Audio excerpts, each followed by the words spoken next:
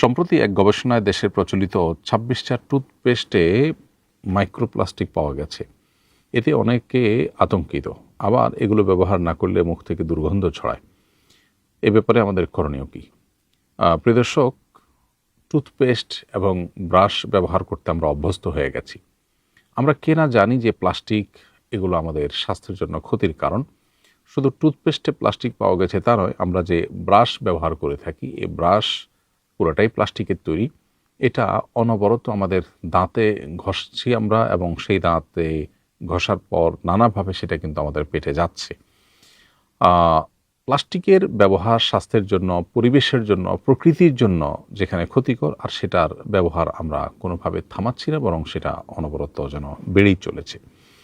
তো এমতো পরিস্থিতিতে আমি বলবো যে একজন মুসলিম হিসাবে আমাদের জন্য সবচেয়ে উত্তম বিকল্প হলো মিসওয়াক করা।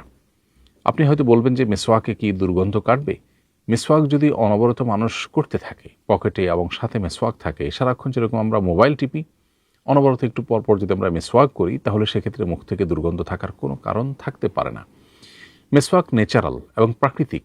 এটা মানুষের শরীরের জন্য যে অনেক বেশি উপকারী, উপযোগী, সেটা বলবার অপেক্ষা রাখে না। মিসওয়াকের সাথে ইমানের একটা গভীর এবং নিবিড় সম্পর্ক আছে।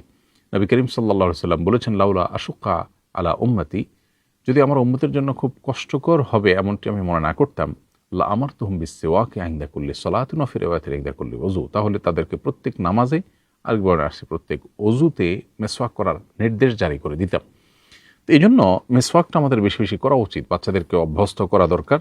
আমরা যদি মেসওয়াক নিয়মিত করি, ৫ ওয়াক্ত নামাজে যদি ৫ বার আমরা মেসওয়াক করি, এরপরে নবী করিম সাল্লাল্লাহু আলাইহি ওয়াসাল্লাম আরও যে সমস্ত সময়গুলোতে মেসওয়াক করতেন, যেমন বাসায় প্রবেশের সময়, খাবারের আগে পরে, বিভিন্ন সময় যখন মেসওয়াক ব্যবহার করতেন তিনি, সেগুলো অনুসরণ করে যদি আমরা মেসওয়াক করি, তাহলে সেক্ষেত্রে মুখে দুর্গন্ধ থাকার কোনো কারণ থাকতে পারে না। এজন্য আসুন মেসওয়াকে অভ্যস্ত হই, পকেটে মেসওয়াক রাখি এবং বাসাবাড়িতে মেসওয়াক রাখি। কোনো কারণে ব্রাশ করতে হলেও অবশ্যই আমরা হেলদি টুথপেস্ট ব্যবহার করার চেষ্টা করব।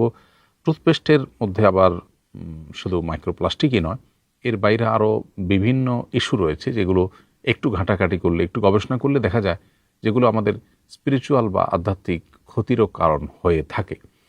এজন্য মেসওয়াকই হলো আমাদের জন্য সর্বোত্তম বিকল্প। টুথপেস্ট ব্যবহার করতে হলে সবচেয়ে উপকারী এবং আমাদের জন্য কোনো প্রকার ক্ষতিকর নয় এরকম জিনিসগুলোকে, এরকম টুথপেস্ট এবং ব্রাশ যথাসম্ভব বেছে সেটা ব্যবহার করা দরকার।